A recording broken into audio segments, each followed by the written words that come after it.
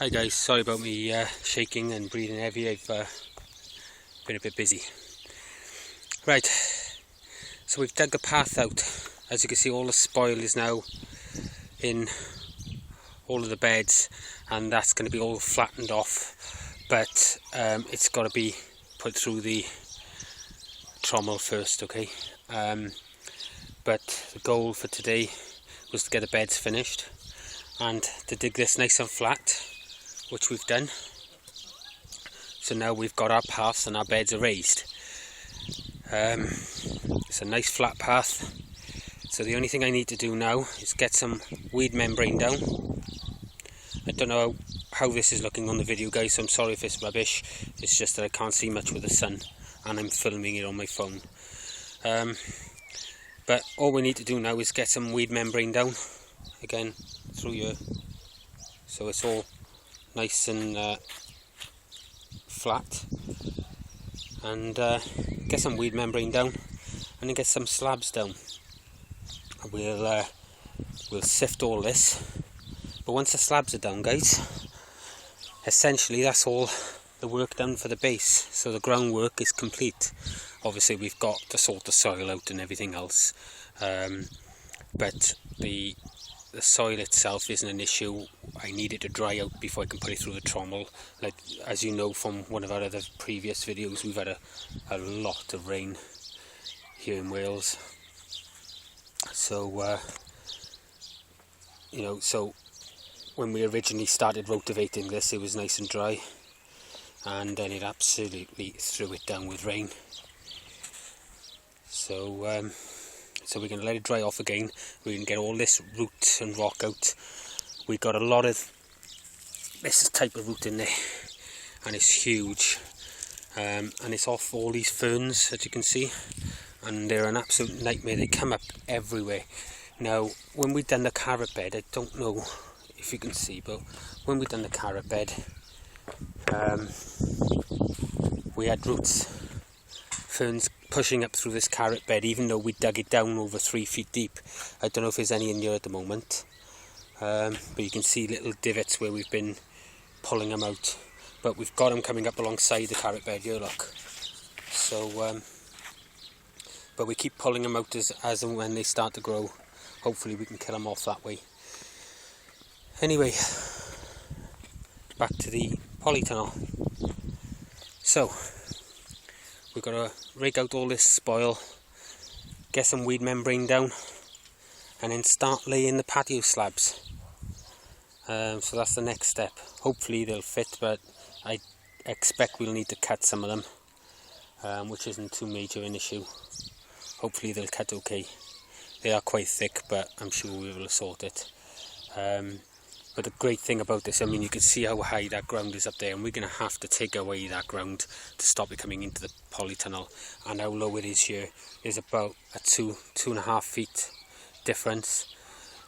But if you don't get a flat base for your polytunnel, guys, it'll end up like ours did on the other one, where we just put it on. That's still quite level. That collapsed. So we don't want that happening with this one. We don't want the front falling in or the back falling in. So perfectly level base, and I urge you all, if you're going to build a polytunnel, go to the time to take it. As you know, we spent 4 or 5 days rotavating this ground because it was really bad. We couldn't even get the rotavator tractor into it. It wouldn't go down, and in the end we used that homemade rotavator that managed to break it up, but it still took us 5 days just to break up enough to build this tunnel. But saying that, it is quite a clayey soil, so we'll have to put a lot of organic matter into this soil. But it's allowed us to get on with it. Now the beds are in, the size of the polytunnel's done, and it'll make life a lot easier for us. Anyway, guys, I'll see you in the next step. Hi guys. Well, as you can see, we've now got 4 slabs in along there. All it remains for me to do is to continue the process right round, putting down the weed membrane and then laying the slabs. So we're going to have a little bit of video of that. just so you can see each and every step. We're doubling the membrane over just to make sure nothing comes through it. And hopefully all will be plain sailing. There'll be a slight gap coming up the sides because I've made it slightly bigger rather than struggle with the size of the slabs, and we'll fill that then with a little bit of chip in or something like that.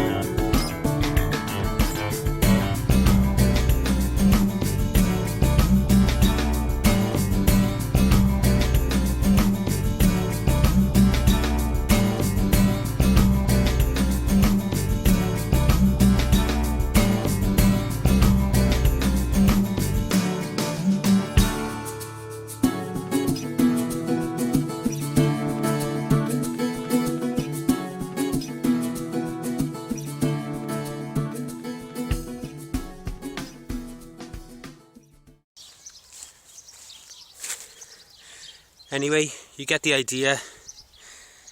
We're just going to continue now right around until everywhere is slabbed. We may have to cut some, we're not sure yet, but we'll worry about that if the time comes.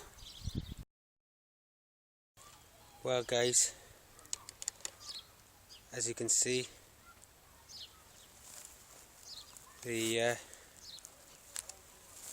path is done. We had to cut a couple of tiles. Excuse the movement, I'm going to try and get this as steady as I can.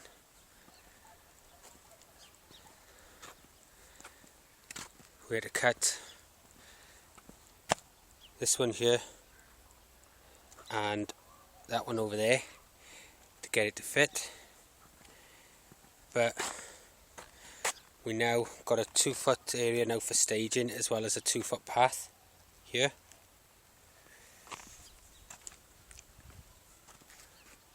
But as you can see, the polytunnel base, apart from the soil, which needs a lot of work, is now complete. The good thing about it is we can wet this down through the daytime, create humidity if we need to. Once it rains on you now, some of the slabs are not quite perfect, as you'll see in a moment when I do the long shot. Some of the slabs are not quite perfect here, yeah, but as this gets rained on now, the clay underneath will settle and they should level off. They're not rocking too much, you know, and even though we've got a slight gap along here, on this side we've had to basically force them in because they are very tight. So that's it, the groundwork is now done. In one of our other videos we told you there was 3 days of rotivating, but there's actually 5. So anyway, that's it. Just thought I'd share it with you, and we'll get on to the next stage.